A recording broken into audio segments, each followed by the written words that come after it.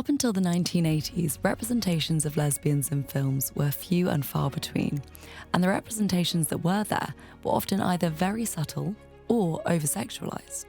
In this episode, we will cover the 1980s to the year 2000, picking out some of the key lesbian representations in film and discussing the evolution of the lesbian archetype, as well as the development of the LGBTQ+ subgenre.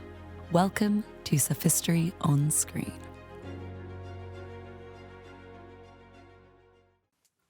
The 1980s saw another feminist movement as women started to push back against the glass ceiling.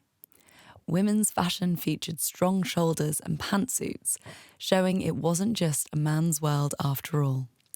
Women in film were becoming more three-dimensional, strong characters who could lead a narrative and even fight the bad guy on their own.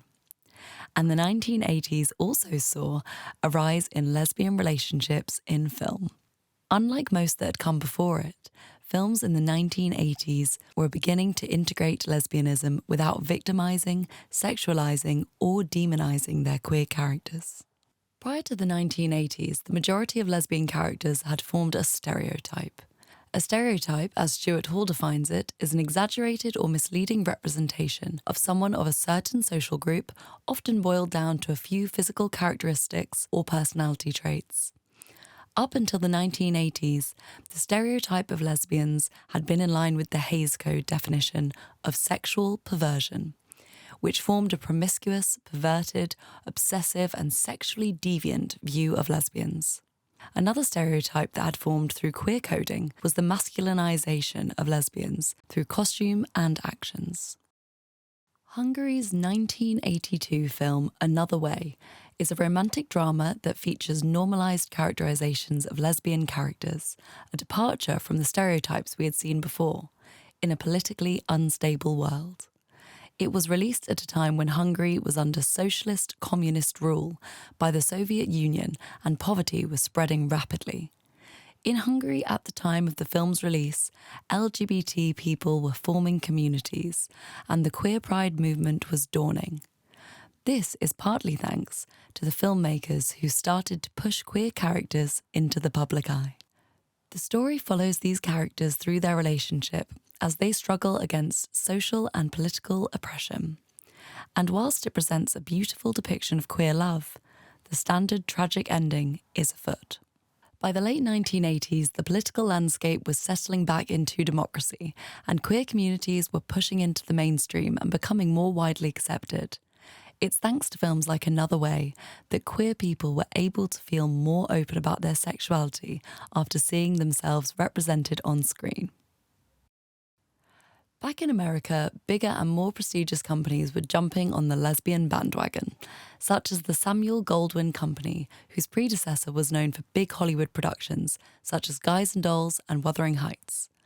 In 1985, the Samuel Goldwyn Company released Desert Hearts, a small film with big backing that made a healthy profit at the box office. Finally, films were starting to move away from the doom and gloom we'd seen in previous LGBTQ+ productions.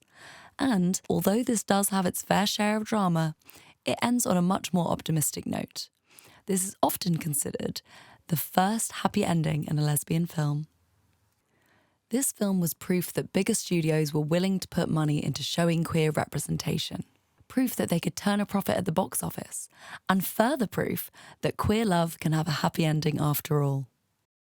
In 1987, Canadian film I've Heard the Mermaid Singing was released. This film once again removes itself from the harmful stereotypes and doom and gloom we had seen before and creates a beautiful, comedic and artful world of queerness.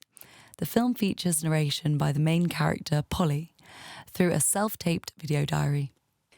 Lesbian writer-director Patricia Rozema explained her choice for this format by saying, "Our voices, our representation of ourselves, have been in the hands of others, namely men, since the beginning of the mediums of film and television.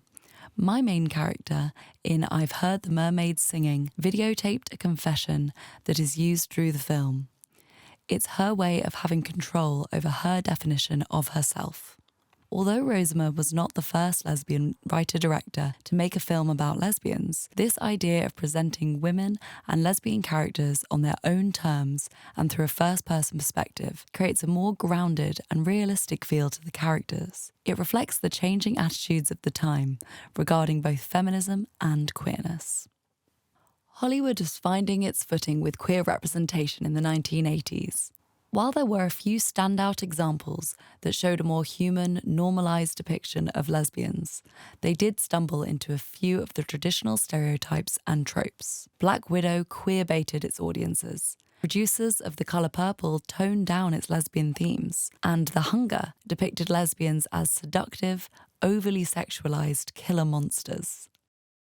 Moving into the 1990s, representations of lesbians became much more grounded, and narratives tended to focus on love rather than lust, and on personalities rather than sex appeal. 1991's Fried Green Tomatoes was a standout film for lesbian audiences in the early 90s. This is because of its tender and emotional portrayal of female friendship, though the lesbian relationship is muted down to subtext from the original novel. A more overtly lesbian relationship came in 1994 with Peter Jackson's Heavenly Creatures, which focused on the true story of Pauline Parker and Juliette Hulme, two young lovers who killed Pauline's mother so that they could run away together. Though this was a true story, it was adding to the already mounting pile of lesbian killer narratives, and so, in 1994, Go Fish was a welcomed relief depicting realistic and ordinary lesbian characters. Go Fish was an independent film, eventually picked up for distribution at the Sundance Film Festival, and went on to gross $2 million, proving that lesbian films could be marketed and make money. In 1996, The Watermelon Woman was released. This film was written, directed, and edited by Cheryl Dunye, who also stars in the film, making this the first feature-length film to be made by a black lesbian woman. This film examines intersectionality and the lives of black lesbians in a way that hadn't been seen in film before. Dunye plays Cheryl, a young woman interested in 1930s and 1940s film, and in particular, the black actresses who feature in them, but were not credited.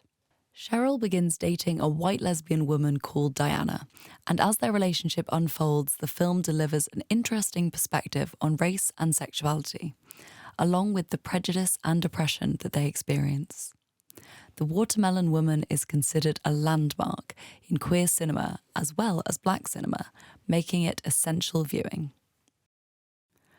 Over in India in 1996, a film called Fire was released. The story tells of two women who were abandoned by their husbands and find friendship and romance in each other. It is a beautiful and moving romantic drama that is empathetic and understanding to the oppression of LGBTQ+ people at the time. It presents a sentimental portrayal of lesbian relationships. At the time, same-sex relationships were still illegal in India, making this film a powerful political message. The film made it to the big screen in India, but caused protests by Hindu fundamentalists, which caused the film to be banned on the grounds of it featuring perversion. Homosexuality was eventually decriminalised in India in 2018. Our final example to close off the 90s came in 1999. But I'm a Cheerleader became an instant cult classic for its queer representation, wacky comedy, and an impressive cast of famous faces. With the late 90s came a wealth of lewd teen comedy movies, and But I'm a Cheerleader seemed an unlikely candidate in that category due to its plot centering around a conversion camp, cure the main character's lesbianism. Despite its dark theme, the film is a hilarious and uplifting tale of accepting oneself against a backdrop of homophobia. Though the film was criticised by some for its stereotypical portrayal of queer characters, it is still thought of as a queer cinema staple and has recently gained a wider audience thanks to the global success of RuPaul, who co-stars in the film. Wrapping up the century, we have seen filmmakers fighting studio pressure and political oppression to bring lesbian representation to our screens. With the teething issues of the Hays Code being lifted at the end of the 1960s, filmmakers were beginning to find a way to represent lesbian characters as wholly rounded and normalised people. Beyond 2000, queer representation became huge. Subscribe to be notified when the next episode of Sapphistory on Screen is released.